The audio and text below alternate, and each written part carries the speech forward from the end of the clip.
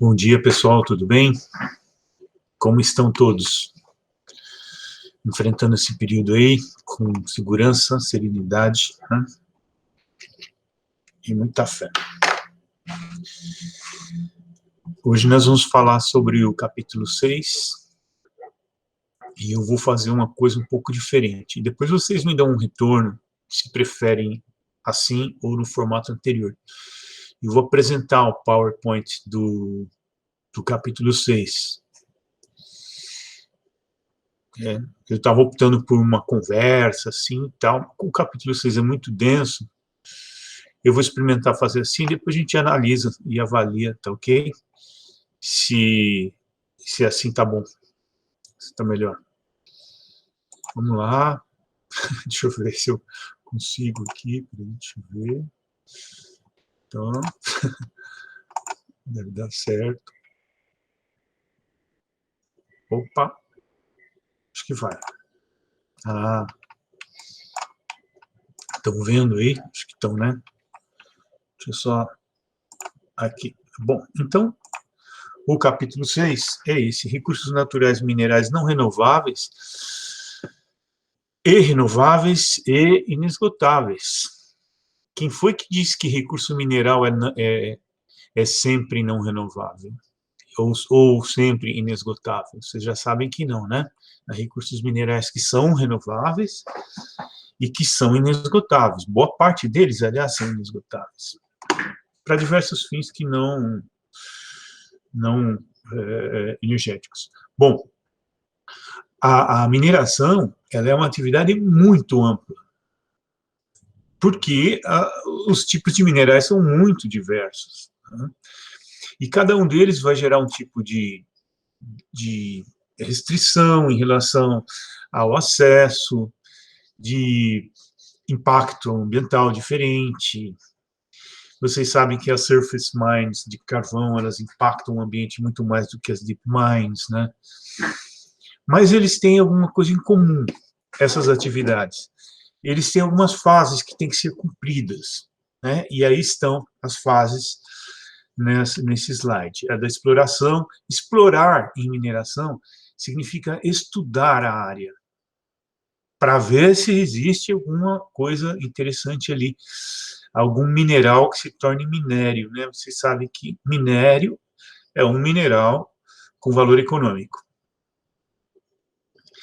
Então, é o homem que atribui a qualidade a sociedade que atribui a qualidade de mineral, perdão, de minério a um mineral, na medida que ele se torna útil e tem demanda por ele.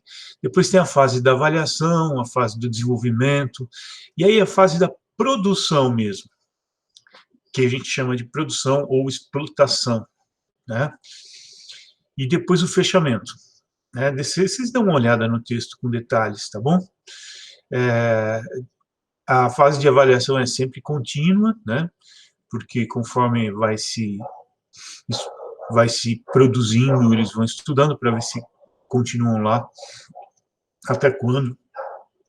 E o fechamento exige o PRAD, né, que é o Plano de Recuperação de Áreas Degradadas.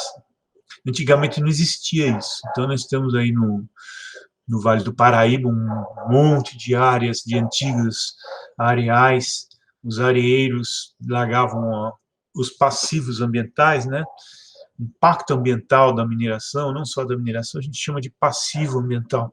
Largavam lá e sumiu, ninguém nunca mais via o dono e os responsáveis. Hoje não, o PRAD já tem que ser apresentado já para se obter a licença de lavra, né?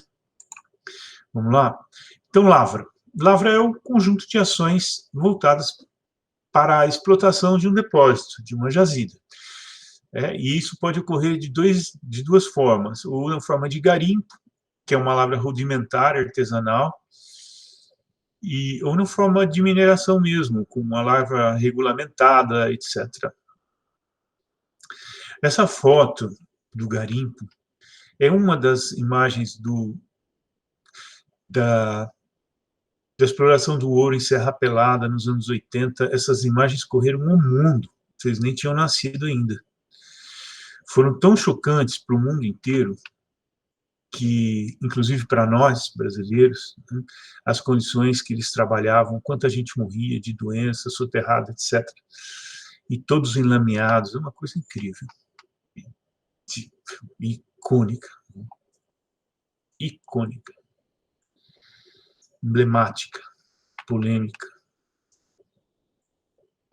Bom, a área degradada, né, que é o passivo ambiental,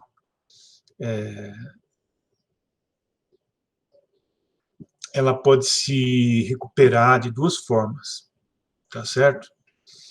Na mineração, normalmente é pontual, a não ser que seja bauxita ou carvão de surface lines, que aí a área se espalha, né?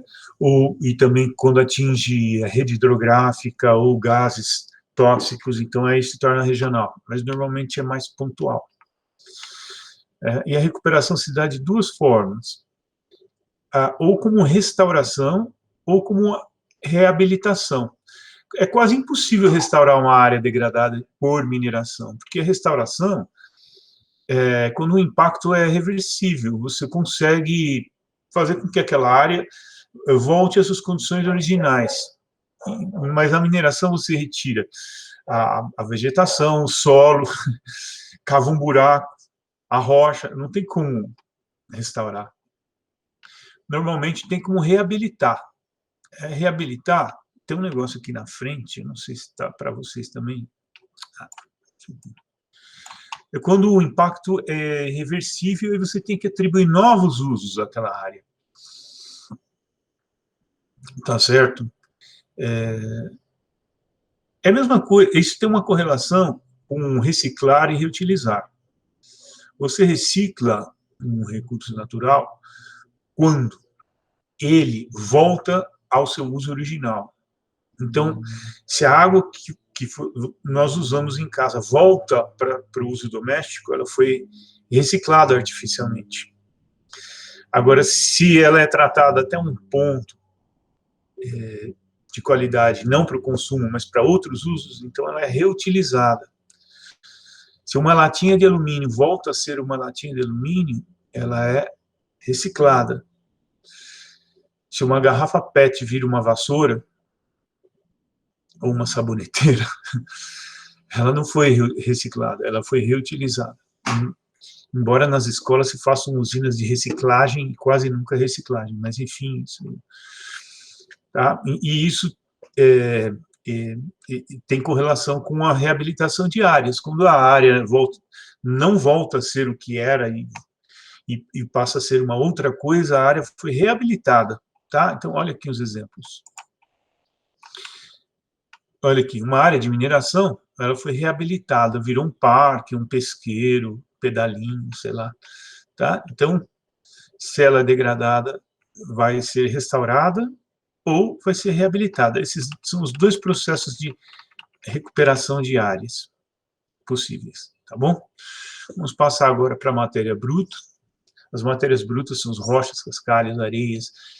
Pensa em construção civil, tudo que de mineral que a construção civil usa, que são as britas, né, rochas britadas, normalmente rochas cristalinas que são mais duras, tá certo? São recursos naturalmente recicláveis pelo ciclo das rochas. A reciclagem e a inovação normalmente na escala geológica, né? São inesgotáveis, porque o planeta é feito dessas matérias. E também são reprodutíveis em alguns casos. Quando a gente chegar lá no Caolin, a gente vai ver, tá bom? Então, a matéria bruta, ela acompanha a humanidade desde sempre, desde o Paleolítico, né? Reparem que Paleolítico, Mesolítico, Neolítico tem a ver com lito, né? Com rocha. Então, a rocha lascada, a rocha polida, enfim, quer dizer, desde da pré-história, o homem já utiliza desses materiais, e depois, quando ele se tornou sedentário, com a escrita, inclusive a escrita foi inventada nessa cidade aí, ó, Ugarit. Eu vou falar primeiro o alfabeto. E com a agricultura, aí como ele se fixou, Então, o uso desses materiais começou a se intensificar, porque precisava construir abrigos, uma infraestrutura mínima lá das aldeias neolíticas. Né? Então, vejam, 4.000 anos na Índia, aqui em Harappa, já tem essas construções que, inclusive, curiosamente, tanto em Ugarit, curiosamente, são muito parecidas com o que existe hoje, né? Pouca coisa mudou, na verdade, em termos de construção de habitações. E para construir um edifício, você precisa de concreto armado, aço, etc. Mas essas construções menores, assim, muito pouca coisa mudou em termos de técnica e de recurso. Dá uma olhada. Eu estou dando um passeio pela história para vocês verem como a matéria bruta, ela conta a história dos povos, né? Porque ela resiste mais, obviamente, se ela for cristalina. Dá uma olhada que a cidade de Dorouropos, na Síria, embora tenha só 300 anos antes de Cristo, não sobrou quase nada dela. Compare com o Ugarit, que tem 8.000 anos, que está tudo em pé ainda. Porque essa rocha é uma rocha sedimentar da bacia do Eufrates e muito mais friável. Então, vejam, essa pirâmide aqui, todo mundo, há muitos estudos, por que isso aqui está aqui, né, e o resto não. Uma das teorias é que todo esse material calcário que reveste as pirâmides foi pilhado pela população para construir suas casas. Há um déficit no Cairo, em Giza, na Grande Cairo, um déficit muito grande de habitação, sempre teve, hoje ainda é mais grave, muito pior do que aqui. As pessoas habitam nos cemitérios, porque as tumbas são grandes e tem lá no Cairo um lugar que se chama a Cidade dos Mortos, é uma coisa impressionante. As pessoas usam e vivem no meio das tumbas. A Muralha da China, Machu Picchu. Veja, esse castelo de Saladin, Machu Picchu, veja como o intemperismo químico não atua aí suficientemente para destruir. Né? Você não tem associação de água e calor. Quando você tem associação de água e calor, todas essas estruturas são atacadas e se destroem muito mais. Tá? Veja o século II, o Panteão de Roma. Olha a que ponto já chegou a arquitetura. Isso aí foi referência para o mundo inteiro, em termos de construção de domos. Aqui as matérias brutas mais pesadas, depois as mais leves, depois as mais leves, depois as mais leves. Até aqui se usou pedra pómez, bem mais leve. Então, para essa estrutura se manter suportável. Bom, essa é a Torre de Babel da contemporaneidade, né? Imaginem a quantidade de matéria bruta. Por que eu estou insistindo nisso? Para vocês se conscientizarem de que a matéria bruta, embora não tenha valor comercial, como tem o petróleo, como tem alumínio, como tem ouro, ela é completamente indispensável, insubstituível, e as quantidades envolvidas são enormes. Imagina uma metrópole como São Paulo, a quantidade de matéria bruta que se necessita para a produção e reprodução do espaço. Olha o tipo de construção. Uma casa média, com 3 dormitórios, requer 50 toneladas de agregados. Já vão saber, agregados. No edifício comercial de 15 andares, 50.000 toneladas, e 1 quilômetro de via expressa, 52.000 toneladas de agregados, porque as vias precisam de muita rocha britada de diversos tamanhos, primeiro as maiores, depois as menores, todas angulosas, assim, para que se trave, né? Para depois fazer o laço, para depois construir a estrada, né? Então, tem um conceito aqui que eu quero que vocês conheço, quem ainda não conhece, que é o conceito de valor local. Um recurso natural com alto valor local, ele não tem um alto valor comercial, pelo contrário. Um alto valor local se explica pela combinação de um alto valor de uso, um baixo valor de troca, o preço daquilo comercialmente é muito baixo, e altas quantidades envolvidas. E normalmente são insubstituíveis. Então, pensa em areia para construção civil. Ela é um recurso de alto valor local, brita para a construção civil, porque tem um alto valor de uso, ela é indispensável, insubstituível, ao mesmo tempo o valor é muito baixo, comercial, e as quantidades envolvidas são muito altas. Por que o valor é baixo? Porque tem muito, o planeta é feito disso. Isso significa o quê? Que os recursos de alto valor local, eles são engessados geograficamente. Eles não podem ser deslocados pelo território, porque o preço do frete supera o preço do próprio recurso.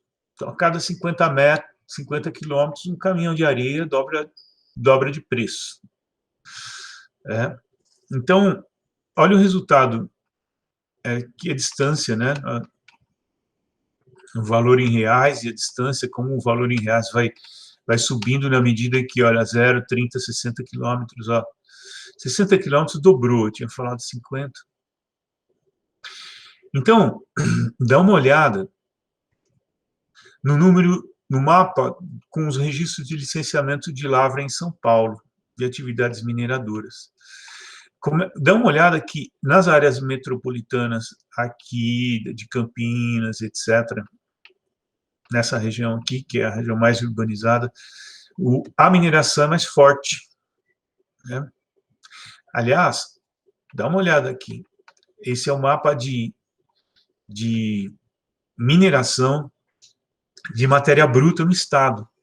Veja como elas estão concentradas na metrópole paulistana e de Campinas e da Baixada. Por que isso? Por causa do valor local que elas têm. A areia aqui do Rio Paraná, ela é muito melhor, mas não há como trazer essa areia, daqui para cá, por causa do valor local. Então, é um tipo de recurso natural que tem que estar perto da demanda, certo? E veja, tinha umas setas aqui, esse é o rodoanel, né? Imagina a quantidade de matéria bruta para construir um rodoanel de 50, 70 quilômetros de vias, sendo que para cada quilômetro de via, de uma via, você precisa de 52 mil toneladas. Tá? Então, essas cavas, quem já chegou de avião em São Paulo e teve curiosidade de ficar olhando pela janelinha, que quando eu ando de avião, eu fico olhando pela janelinha o tempo inteiro. Quem está do meu lado fala, ai, que caipira esse aí, acho que nunca andou de avião. E ainda se bobear, ainda abre o mapa para ver. Ó, tudo isso aqui tirado na chegada de São Paulo, para vocês verem como as cavas de matéria bruta, de brita, e é o que a gente ia visitar aqui em Embu-Guaçu.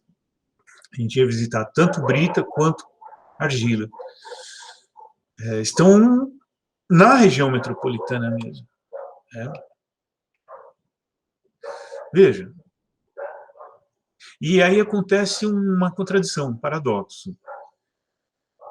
Conforme a metrópole vai avançando, a demanda por matéria bruta vai se tornando maior e ela, como ela tem que estar próxima, então você tem esse movimento para fora e para dentro. E a metrópole vai avançando sobre os recursos que ela própria demanda para ela continuar crescendo e avançando. Então, é uma contradição que eu acho que se reflete muito no mito de Janos, né? Que é aquela figura que olha para fora e para trás e para dentro ao mesmo tempo. Essas setas cinzas seria o avanço da metrópole, e essas setas amarelas seriam a necessidade cada vez maior de matéria bruta mais perto da metrópole, mas aí vai haver uma superposição, né? E olha, esse mito de Ouroboro, ele representa bem essa insustentabilidade da expansão metropolitana, né? Porque você cresce e se expande em cima do seu próprio alimento, né? Que no caso da metrópole são as matérias brutas e a água, que ocorre no mesmo lugar, né? É uma coincidência natural que os mananciais metropolitanos estejam justamente nas áreas cristalinas onde a matéria bruta existe. E não dá para pegar matéria bruta de bacia sedimentar para fazer britagem. Então, esse é o resultado espacial dessa contradição, desse Ouroboro, desse Janus, a metrópole se expandindo para cá. Aqui é uma área de exploração de matéria bruta, água. Então, você tem esses três elementos conflitantes aqui nas franjas da metrópole, né? Tá certo? Então, os usos principais para as rochas cristalinas e para os calcários, justamente para fazer agregados, brita de vários tamanhos, né? Pedregulho, que a gente chama, né? Revestimentos, e também o calcário entra na fabricação de cimento, né? Também na siderurgia, também na correção de solos. Só que aqui, no caso, a gente está falando de matéria bruta mais para construção civil, né? Então, o calcário ele é fundamental para fabricar cimento e as rochas para fazer os agregados. Os agregados a quê? Agregados à massa de concreto, né? Você não faz uma massa de cimento para a construção sem colocar agregados, seja areias, ou, no caso de construir uma casa, você não precisa colocar brita na massa, você põe areia.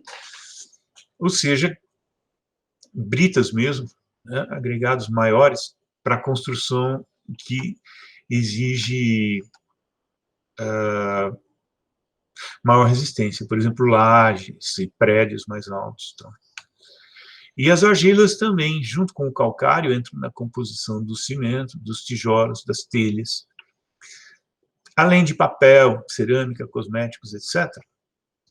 Conforme a argila vai sendo purificada, ela vai se abrindo um leque de usos, né, na indústria farmacêutica, cosmética, etc., papel, muitas finalidades, ok? Essa é a mineração ali onde a gente ia visitar, né?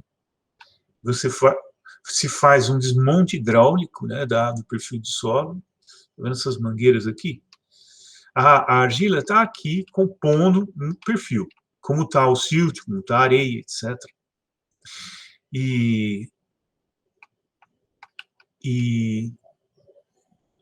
aí, o que se faz? Se desmonta isso, esse lodo vai ser decantado em um segundo momento, e aí o material mais pesado fica antes, e depois o mais fino, e lá por último fica a argila decantando lentamente num tanque, etc., porque é um material muito fino, tem que ficar lá quietinho. Então, por isso que a argila residual é reprodutível, porque nós estamos acelerando um processo natural, que ocorreria naturalmente. Já a argila sedimentar e a areia sedimentar, que ocorre nos rios, ela é renovável, tá? Porque conforme você vai tirando, vai vindo mais, pelo processo natural, tá? Então, os agregados de rejeitos não naturais, né? Por exemplo, escória de siderurgia, restos da mineração de carvão, cinzas de termoelétricas a carvão, que são adicionadas ao cimento, já são adicionadas, é uma forma de você eliminar esse elemento contaminante e agregar qualidade ao cimento. pneus, entulhos, tudo isso não são recursos naturais, mas o seu uso reduz a necessidade de recursos naturais, né? Por isso eles são importantes. Outros recursos minerais não metálicos eu vou fazer em outro vídeo. Opa, deixa eu ver agora. Agora eu me enganei aqui, peraí. Tá? Um pouquinho de paciência aí, tá bom, gente? Eu acho que vai dar uns 3 vídeos para esse capítulo 6 aí, mas vocês vão vendo devagar aí, com paciência, devagarzinho. A gente tem tempo, nós só temos depois o 7, 8, 9. Em 3 semanas, depois dessa aqui, a gente termina, tá? Então, eu peço a vocês paciência pela qualidade também dos vídeos, eu me embanando aí, não faço um script, eu gosto de fazer a coisa mais natural, assim, mais, de forma mais espontânea. Depois vocês me dão um feedback, tá bom? Então, vamos continuar, pessoal. Espera aí, apresentar a tela inteira. Vocês já viram que eu não sou profissional de mídia mesmo, né? Cadê? Caramba, cadê? Aqui. Epa. Paramos. Desculpa. Desculpa. Vamos lá. Aqui.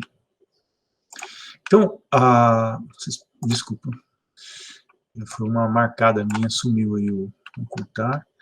Outros minerais não metálicos, para fins diversos, né? Bom, há uma infinidade deles. Vocês vão ver aí no texto, né? Tem muitos que eu só menciono, não dá. Um universo muito extenso, muito amplo. Mas existem alguns que nos chamam a atenção, porque eles são essenciais, né, à nossa vida. Quase todos eles são, mas alguns são muito próximos à nossa vida. Por exemplo, o sal. O sal, os evaporídeos, né? Ele é um recurso mineral renovável, na escala do tempo humano. E também reprodutível, porque o homem é capaz de acelerar os processos naturais para aumentar a produção e atender as demandas, né? Lembrando que o sal ele é muito utilizado na indústria química, né? Não é só tempero. A gipsita, barito, talco, gemas, enfim. Olha, isso aqui é uma foto de uma plataforma de sal. Quer dizer, o que é uma plataforma, né? Você espalha a água do oceano numa superfície bem plana, para aumentar a área de evaporação, a evaporação ocorre mais rápido, e aí vai sobrando sal aqui. E aí vem uma máquina, igual aquelas de fazer terraplanagem, vai pegando esse sal e amontoando. Então, essa é uma forma em que o sal se torna reprodutível, né? Há outro tipo de sal, que é o sal gema, que ele é uma rocha, em camadas, e é preciso injetar água na rocha para ela se dissolver, para depois você tirar essa salmoura e depois separar a água do sal. Solos. Bom, eu peço especial atenção aos solos, inclusive que vocês leiam aquela revisão que eu mandei para vocês de solos, que foi junto com águas subterrâneas, e também o capítulo lá de solos do Livrão Azul, enfim, porque são recursos naturais, é bastante complexo tratar o solo, sabe? Eu até considero que solo para a agricultura não é um recurso natural. Mas isso é muito polêmico, eu vou criar briga aí. Eu digo que não, porque o que é um recurso é o milho, é a mandioca, é o feijão, não é o solo. O solo é uma base material para se gerar recursos naturais, reprodutíveis, que é no caso a agricultura. Porém, há outros usos. O solo pode ser usado de forma bruta, né, para aterros sanitários, para fazer aterramentos. Então, nesse caso, sim, ele é essencialmente um recurso natural de aproveitamento material e direto. E ele que se desloca, como a maioria dos recursos. É o recurso que é tirado de um lugar e levado para o outro. No caso do solo para agricultura, não. É a demanda que vai até onde tem solo bom, com algumas exceções, né? Então, olha, uso direto para aterramentos, impermeabilizações, saneamento, etc. E, nesse caso, ele é inesgotável. Agora, para a agricultura, ele pode se esgotar, dependendo do manejo e das condições climáticas. Ok? Então, o que caracteriza um solo fértil, vocês sabem, é o equilíbrio entre macro e micronutrientes. Está aí no capítulo e na revisão também, que eu mandei. Não é ter muito disso, nem ter muito daquilo. Ter os macro e micronutrientes em equilíbrio, é igual hormônio corporal. Não adianta você ter muito de um hormônio e pouco de outro. Tem que funcionar como uma orquestra, assim, tá certo? E também solo fértil não é sinônimo de solo maduro. Tem gente que confunde, eu acho que solo é bem profundo, os horizontes bonitinhos lá, tal. Isso significa, não significa fertilidade, tá? Vocês viram também na revisão que é importante para o uso agrícola não só macro e micronutrientes, mas a estrutura e a textura do solo, né? Porque o solo precisa ter ar e água dentro. Então, um equilíbrio entre argila e areia, para que tanto a água permeie, por causa da areia, que a argila é impermeável, né? Como a água fique retida no solo, por causa da argila, para sustentar as raízes em época de estio. Fica com uma reserva de água. Isso vocês viram lá, tá? A conservação dos solos também está lá na revisão. Várias formas de... Aliás, lá está mais completo até do que aqui, tá? Porque tem um plantio direto, pousio, rotação de culturas, plantio em curva de nível, ou se a vertente for muito íngreme, aí tem que ser em terraços, né? Aqui o quanto cada tipo de cobertura protege o solo, as perdas relacionadas, né, numa mata, apenas 4 quilos por hectare por ano de solo é perdido. Dá uma olhada no algodoal. 38 mil quilos por hectare por ano de solo é perdido. Então, o solo é um recurso que pode se esgotar tanto quimicamente quanto fisicamente, né? Quimicamente com monocultura, fisicamente com manejo inadequado, e ele fica exposto à erosão. E para consertar isso, os agroquímicos, né, eles têm muita relação com os recursos naturais, por isso que eu incluí aqui. Embora agroquímico não seja recurso natural, eles, digamos, eles são, assim, produção do que naturalmente existe, né? Então, aqui os macro e micronutrientes, se eles não estiverem presentes no solo, você tem que colocar. E isso custa muito caro, e o Brasil importa aproximadamente 60% do que necessita. Alguns mais, por exemplo, fósforo, 65% do que necessita. E agora, eles estão fazendo umas pesquisas aí com um uso mais eficiente de fósforo, que pode reduzir em 65% o uso de fósforo no Brasil. Isso daria uma economia de quase 2 milhões de dólares por ano de importação. Eu coloquei o paradoxo da soja aí, porque a soja é sempre considerada como o grande motor das exportações, mas se a gente for considerar o quanto de agrotóxicos, agroquímicos que são necessários para a produção de soja, botar na balança e a gente vai ver que não é bem assim, né? Eu não vou entrar nos detalhes dos agroquímicos, vocês vejam aí, tá bom? Então, principalmente NPK, né? Digamos, é uma fórmula básica para o Brasil. Por quê?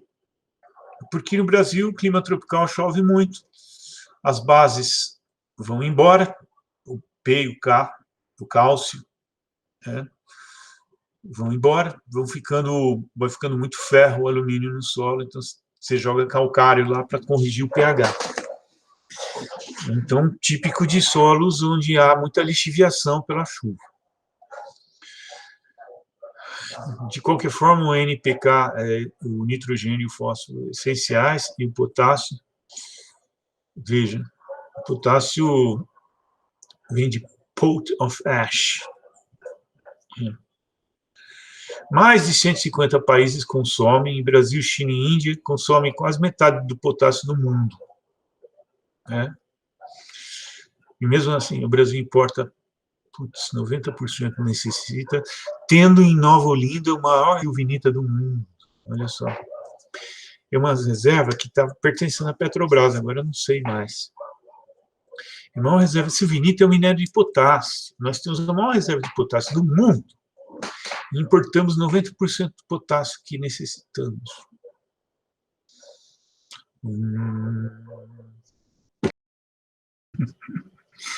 Isso é uma brincadeirinha para quebrar o gelo.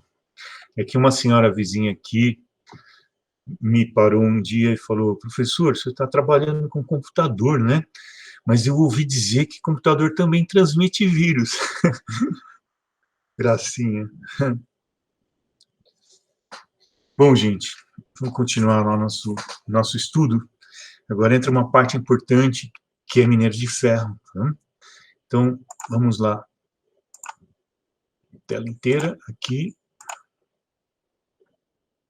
Bom. Tá indo? Tá dando para ver? Aqui. Certo. Pronto. Minerais metálicos ferrosos. Então, recursos naturais, minerais metálicos ferrosos. O primeiro, mais importante deles, é o minério de ferro, é a base para a reprodução da sociedade contemporânea, porque ele é a base do aço, né? Na verdade, é o aço que é a base, mas o aço precisa do ferro, então o ferro, enquanto recurso natural. 5% da crosta terrestre, 800 bilhões de toneladas. Dá para dizer que é um recurso inesgotável? Não dá. Mesmo ele não se renovando na escala do tempo humano, não dá para dizer que é inesgotável. A gente viu que a esgotabilidade pode estar ligada, além de suas características naturais, ao manejo e às quantidades existentes, e também ao desenvolvimento técnico. Olha aí. O que hoje não é recurso, porque está fora do acesso do atual nível de desenvolvimento tecnológico, pode vir a ser um recurso, fica lá como reserva, pode se tornar um recurso. Olha que eu li na revista da FAPESP, número... Aliás, gente, um conselho. Revista Pesquisa FAPESP. Criem o hábito de acessá-la. Entra lá, revista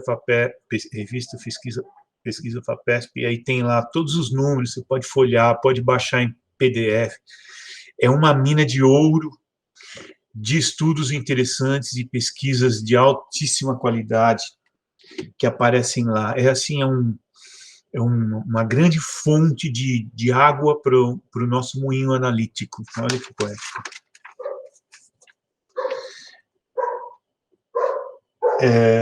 Essa matéria aqui. Ela está dizendo que existe uma mineradora sueca, isso, um nome muito esquisito, Luossavaara Kirunavaara Aktiebolag, que ela planeja até 2030 chegar às reservas de minério de ferro a 2 quilômetros de profundidade. Vocês entendem como isso é muito flexível? O extrato geográfico é flexível. o que não é recurso pode vir a ser, portanto, essas listas de recursos, isso e aquilo, são flexíveis, porque tudo depende do contexto, certo? Então, olha, desculpa, a hematita e a magnetita, que são os principais minérios de ferro, né? Hema, de sangue, né? Fica vermelho quando oxida. Por isso que tem esse nome, hematita. Por isso que os solos que contêm muito ferro são solos vermelhos, né? Então, um breve histórico da metalurgia, umas curiosidades aí que eu quero que vocês leiam, tá? Não vou ficar recontando essa história. Tá? Agora, eu só quero que vocês reparem no seguinte: a história da humanidade é contada a partir dos recursos naturais. Eu já falei do paleo, meso e neolítico, né? Que se refere ao lítico, que na verdade era o que eles falavam de pedra lascada ou polida, na verdade era quartzos, né? Que são mais resistentes para fazer materiais cortantes, etc. Machados, não sei o quê. E depois a idade do cobre, a idade do bronze, embora bronze não seja um recurso natural, né? Você sabe que bronze é uma liga, é uma mistura de cobre com estanho, mas já conhecido desde 4.000 anos. Tem gumes mais afiados, mais rígidos, para ferramentas, para arado, etc. Depois a idade do ferro. Hoje eu diria que nós estamos na idade do aço ou da sílica, sei lá. Embora o ferro, como eu disse, é a base para a produção do aço, então nós não nos desprendemos da idade do ferro ainda. Nós ainda estamos na idade do ferro. Então, vejam como a história da humanidade é dividida de acordo com os recursos utilizados, e dominados e utilizados, né? Recurso natural é um tema incrível. Aqui tem um pouco do histórico do ferro no Brasil, com a Companhia Siderúrgica Nacional, ele ganha importância, etc. Os maiores produtores, Brasil, China, Austrália, embora o Brasil seja o maior exportador, né? E exporta para a China, que já também é dos maiores produtores, ou seja, tudo que ela produz e mais o que ela importa. A relação ferro e aço é importante saber, tá? O Brasil é o segundo maior produtor e maior exportador de minério de ferro, que é uma commodity mineral, que tem baixo valor agregado, custa baratíssimo, mas é apenas o nono, até onde eu atualizei, no ranking de produtores de aço. Ou seja, devia ser pelo menos o terceiro ou quarto, né? Então, a gente acaba exportando commodities sem valor, com baixo valor. Olha, a China produzia 780 milhões de toneladas e contra o Brasil 34 milhões de toneladas. Enfim. Aspectos técnicos, né? O minério de ferro, a exploração do minério de ferro gera essa montanha aqui de pó de ferro, que são chamados os finos de minério de ferro, né? Esse material é levado para essas usinas aqui de pelotização. Esse pó ele é agregado em pelotas e que são usadas na combustão, nas siderúrgicas, porque elas são porosas. É como se fosse um aditivo aí na combustão das siderúrgicas, né? Para transformar o ferro em aço, né? A siderúrgica. Ligas de ferro carbono, ferro gusa, aço, etc. Todos os aspectos técnicos aqui que vocês vão ver com detalhes aí, tá bom? Mas é importante saber como é que o ferro se transforma em aço. O aço é um ferro gusa purificado, né? O ferro gusa é chamado de pig iron, porque ele ainda é sujo para produzir o aço. Essa é a siderúrgica da Uzi Minas, que eu já visitei com os alunos num trabalho de campo de 5 dias por Minas Gerais, em 2006, acho. E as questões ambientais, né? Dá uma olhada aqui. O decapeamento da área, né? em relação a... Tem um vendedor passando na rua aqui e os cachorros ficam latindo, vocês me desculpem, me desconcentram um pouco. Olha o tamanho da máquina. Vocês vão ver essa máquina de perto agora. Não, achei que estava. Então, os problemas ambientais são impactos irreversíveis.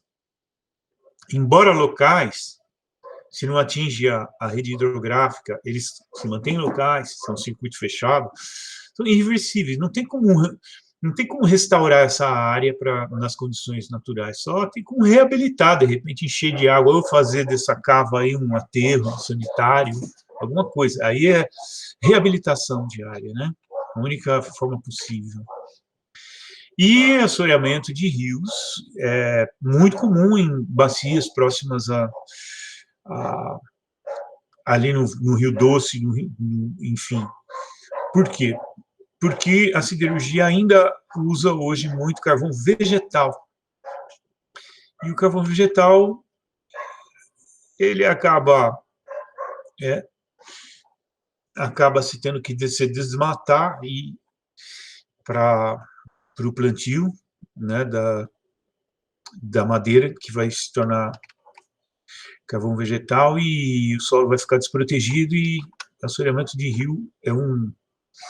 Olha, 16 toneladas de ferro gusa desmatam 1 hectare de floresta. E a regionalização dos impactos, né? A gente teve aí exemplos muito emblemáticos, novamente, muito catastróficos. Esse é o rompimento da barragem de Samarco, em Mariana. Todo mundo acompanhou bastante isso, né? Então, não é mais pontual, agora é regional e até nacional, dependendo da extensão. Pegar uma bacia toda do Sudeste, isso é maior do que muitos países.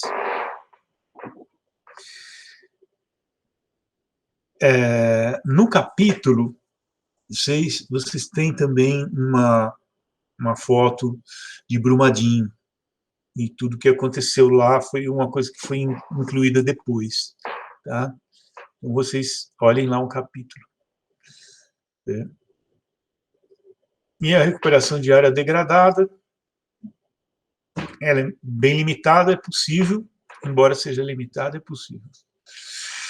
Impactos sociais negativos, a poluição atmosférica, o pó. A cidade de Itabira, de Ipatinga, ela, volta e meia, ficava coberta de pó de ferro. Sonora, em Itabira, eles fazem as explosões. Em Ipatinga, é por causa da siderúrgica, tá?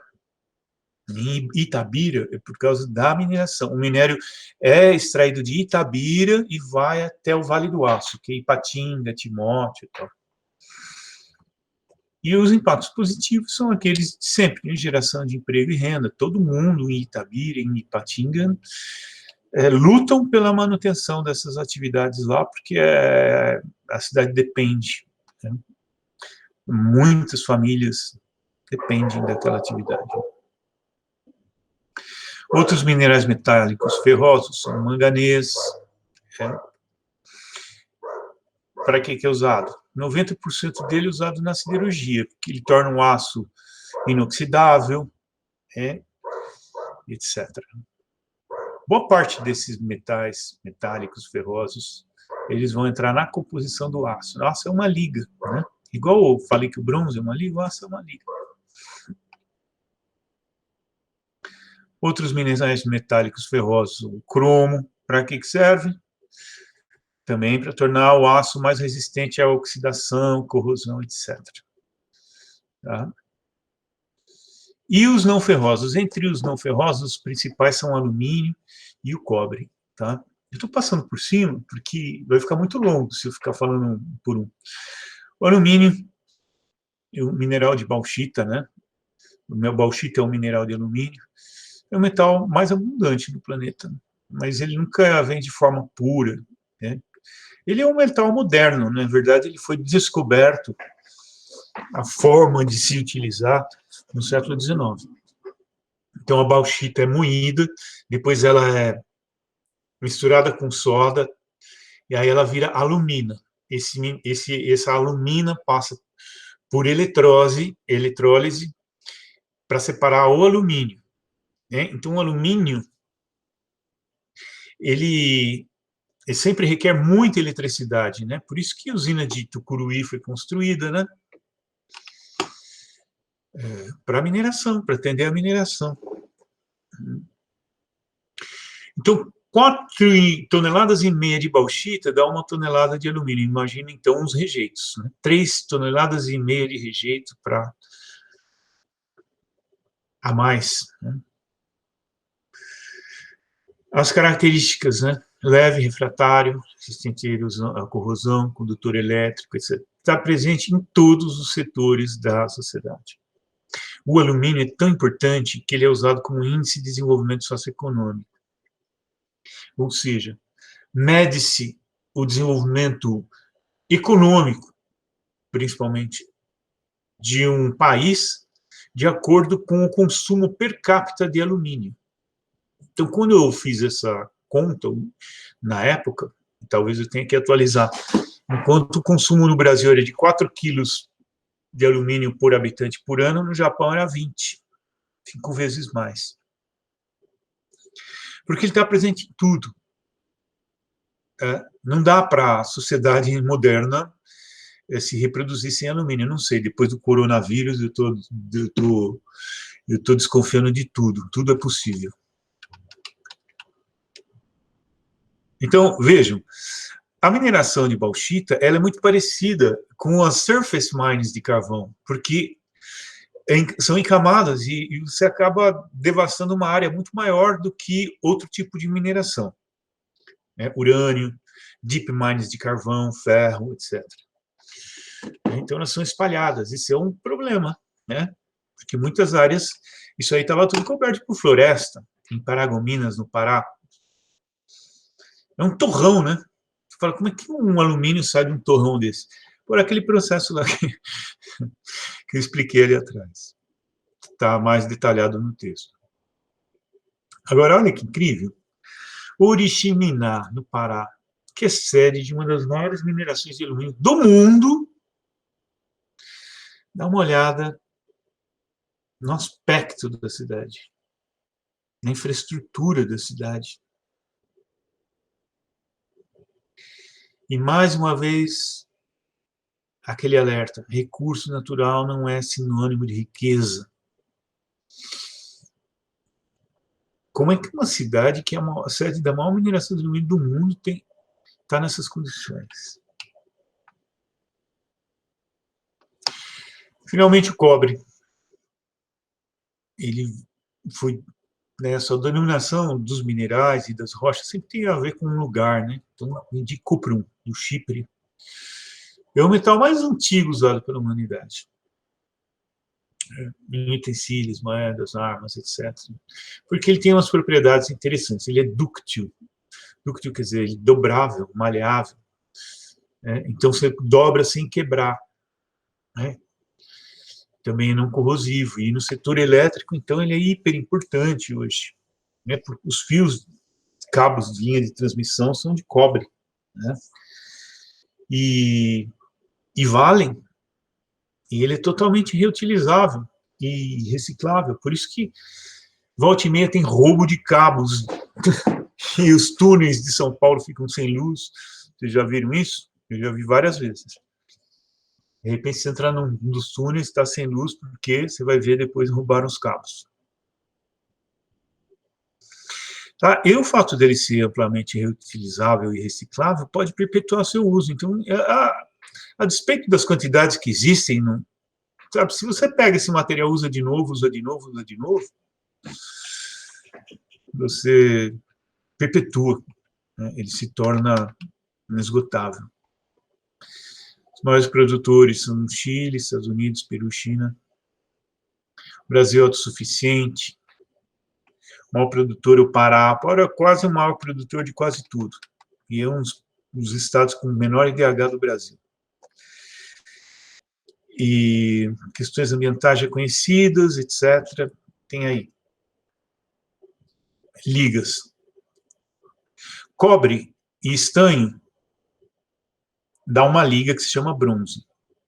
E cobre e zinco dá uma liga que se chama latão.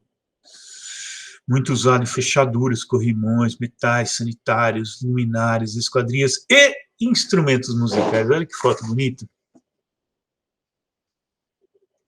Ah, latão não é um recurso natural, latão é uma liga, portanto, uma mistura de cobre com zinco. E aí, tem uma infinidade aí de minerais metálicos não ferrosos, tá? Deitem e enrolem. Ah, no texto, também eu inseri coisas novas, eu preciso atualizar esse PowerPoint. O grafeno, tá certo? Que é um produto contido no grafite. Também, deixa eu mostrar aqui, fazer propaganda mais uma vez. Há muitas pesquisas envolvendo o grafeno hoje, tanto para usos medicinais, quanto para eletrotécnico. Olha só, nos 2 últimos números da revista Pesquisa FAPESP, 2 incríveis matérias sobre o grafeno, que eu já incorporei lá no livro. Não na versão que vocês têm, mas no livro, quando sair em setembro, se Deus quiser, vai estar atualizado. E também as terras raras. Dá uma olhada no que são as terras raras, que também está lá no livro agora, mas vocês podem dar uma pesquisada. São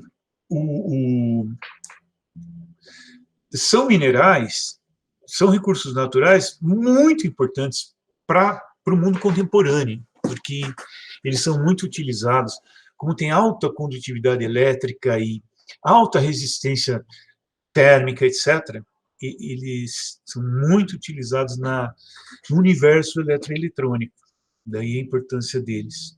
O cobalto também, enfim. Tá? Então, o Brasil tem quase tudo. Está sempre entre as principais nações mineradoras do mundo, tal, commodities minerais, cerca de 20% das exportações, mas isso aí tem que ser atualizado todo ano, né? Mas se por ver quanto que a mineração contribui com o PIB, nunca passa de 3%. Difícil, pelo que eu vi até hoje. Por quê? Porque a gente exporta commodity, com baixo valor de troca. Então, por mais que exporte, olha a contribuição do PIB. Tá bom? E aí tem a proposta das atividades, etc., que vocês podem me entregar na segunda, porque o feriado foi antecipado. Ok? Fim da apresentação. Como é que eu faço agora? Espera só um pouquinho. Aí, só para eu me despedir. Tá bom, então, pessoal. Essa aula foi um pouco longa, porque o capítulo é muito longo, muito denso, e ainda que eu passei por cima de muita coisa, tá? Mas ficou aí a dica da revista Pesquisa FAPESP, que vocês podem fazer o download delas. E tem muitas ideias, tá? Deixa eu aproveitar e fazer uma propaganda também. Recebi ontem da editora esse livro aqui, Waters Flow of Peace, editora de Cambridge, e com apoio da FAPESP. Caríssimo. Não dá para comprar. Capa dura, não sei por que foram fazer esse livro com capa dura. Ficou caríssimo na conversão aí para reais. Mas tem uma versão em português dele. Né? Bom feriado. Cuidem-se. Se tiver alguma coisa complementar a dizer sobre os exercícios, mais tarde eu gravo um outro vídeo. Um abraço a todos e fiquem bem aí.